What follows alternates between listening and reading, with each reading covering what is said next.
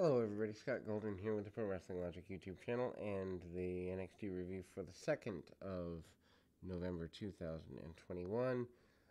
In a show that no self-respecting national company would put on national television.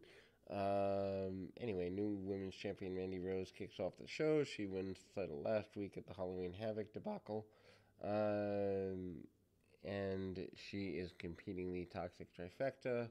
All three members of Toxic Attraction won the title last Tuesday night, so the women are dominant here. Rose enters the ring for a promo, and some of the crowd chant for her, some chant against her. She basically turns against the crowd regardless. Rose goes on to talk about defeating Raquel Gonzalez for the championship last week. Rose then tells us that winning the title, and she did what she said she was going to do. She added that she was a woman of her word. She's the baddest in the building, she says. And Rose cussed, and then she's beeped by a censor.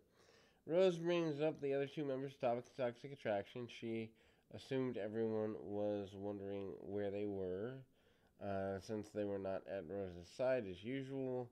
They're backstage. JC Jane and Gigi Dolan are attacking Zoe Stark. They targeted Stark's leg, and Stark sold huge for this. Back from the ring, Rose says Toxic Attraction runs NXT. She adds that there is not a women's tag team or faction that will stop them. Rose is interrupted by Io Shirai, who says she saw what Toxic Attraction had done. Shirai does not like Stark, but Shirai says she likes Rose even less. Shirai challenges Rose to a match right here, right now, and Rose tells Shirai that she's not scared of her. Rose then hits Shirai with a cheap shot and strikes her with a microphone. Rose begins to pummel Shirai, and Rose continues to attack at ringside until they both get back into the ring. Rose cuts a promo on Shirai, but Rose is interrupted when Shirai makes a comeback in the middle of her promo. Shirai does the House of Fire bit and goes for a moonsault.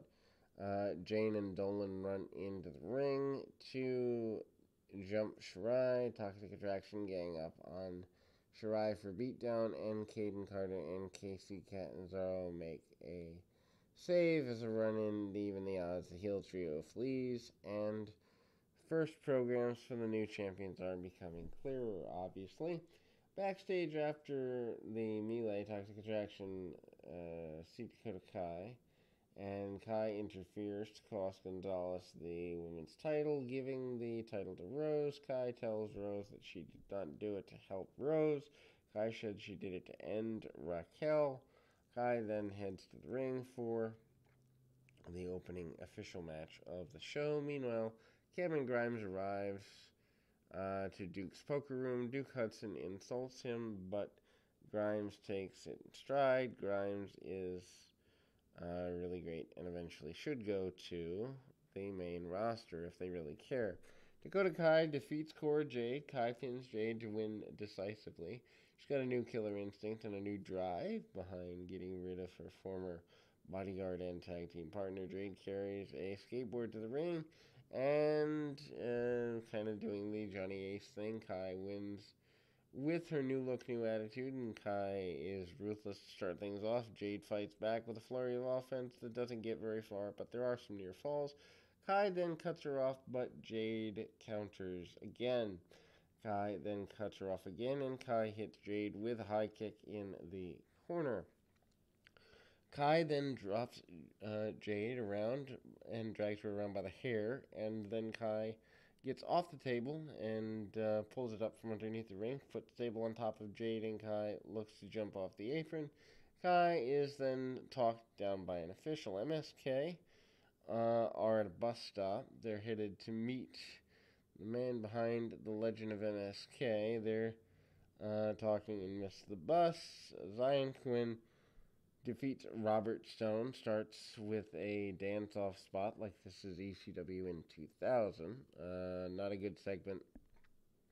squash match. Quinn pins Stone. Stone's mad and Quinn choke slams him through a table. During a costume party last week, Stone then goes out to sing at Quinn and then gets stomps. Uh, uh, and then hitting the music, and then Stone starts to sing and dance, and he is proud of himself. The crowd chants that this is horrible. Quinn is unimpressed with him as well. Quinn then said he is going to be honest, and this is kind of interesting. Quinn then says that he only came here to kick your tail, and Quinn is also unimpressed with all of this. Quinn says that he's going to handle all of this. Quinn, cue the music, and Shawn Michaels' theme, Sexy Boy, hits. Quinn proceeds to sing along to the song. Segment is what it is, goofy. Anyway, Stone charges at Quinn again, and they do Dirty Dancing spot, singing.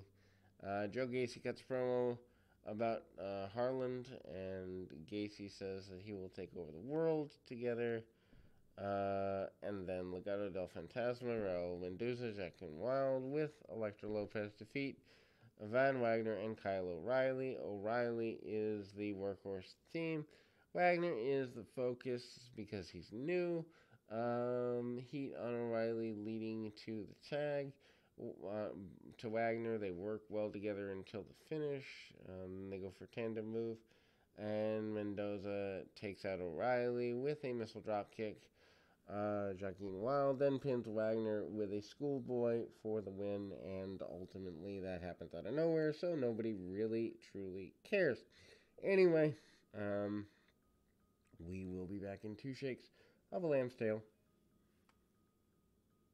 And again, it is what it is as far as the overall vibe of NXT, which obviously, if anybody is even remotely there, has dropped quite a bit. North American champion after the match, Carmelo Hayes, is with Trick Williams for a backstage interview. Andre Chase interrupts to say that he has their back like they had his back last week in the haunted house.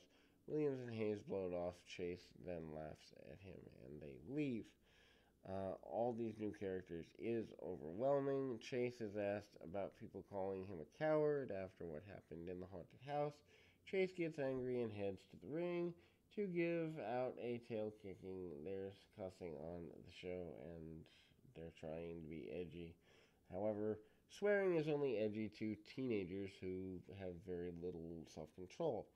Back at Duke's Poker Room, Grimes is having decent enough luck chatting with women. Grimes also has good luck at poker. He wins a hand and does not even know until it's revealed as a flush. Grimes then has no idea what a flush is, but he's happy to have won. Duke Hudson calls it beginner's luck. Game continues later in the program. Ron Breakker defeats Andre Chase. Not quite sure why we're going back to squash matches with Breakker after giving him the build to, build to Ciampa that only lasted a month. Obviously, this quick match, Chase comes out to the ring, and he's mad about people calling him a coward. Chase then laughs and says that what we have is a teachable moment. The only thing to fear out here is Andre Chase. And then Chase issues an open challenge. Ron Breakker answers challenge. Breakker makes Chase basically get beat up from the short match, and Chase is beat from pillar to post, and Breakker gets dominated with power moves. Chase manages to get him off for a little bit, cheap shot, but Breakker fires up soon thereafter, and not immediately, but still before the finish. Breakker then lifts Chase into a gorilla press, and Breakker then drops into position. Breakker then covers Chase for a simple pinfall. Breakker cuts promo after the match and acknowledged failing to win the biggest match of his career last week. Nothing makes him angrier more than losing. Breakker vows to get another shot at the title and win. The new tag team champions, Imperium, cut a promo with subtitles. They're approached by the new NXT Women's Tag Team Champions, JC Jane and Dolan, and ultimately, Women's Champs say they're booked in a trios match for next week on NXT. They invite the guys to watch. Lashing out with Lash Legend has Tony D'Angelo as a guest, subject of the abduction of the producer named Mark. He comes on the show and D'Angelo verbally dresses him down, and ultimately, he beats people up along the way, and he does it for money, is basically the whole idea. Solo Sakova defeats Jeet Rama. Sakova pins Rama in a squash match. Sakova is made to look like a killer. Sakova wins after splash off top rope, and Sakova looked impressive for sure. Boa defeats Grayson Waller. Boa pins Waller after Waller is distracted by LA Knight. LA Knight does guest commentary during the contest. Boa then gets a lot of basic offense, which Knight is happy about. For some reason, it really doesn't make sense.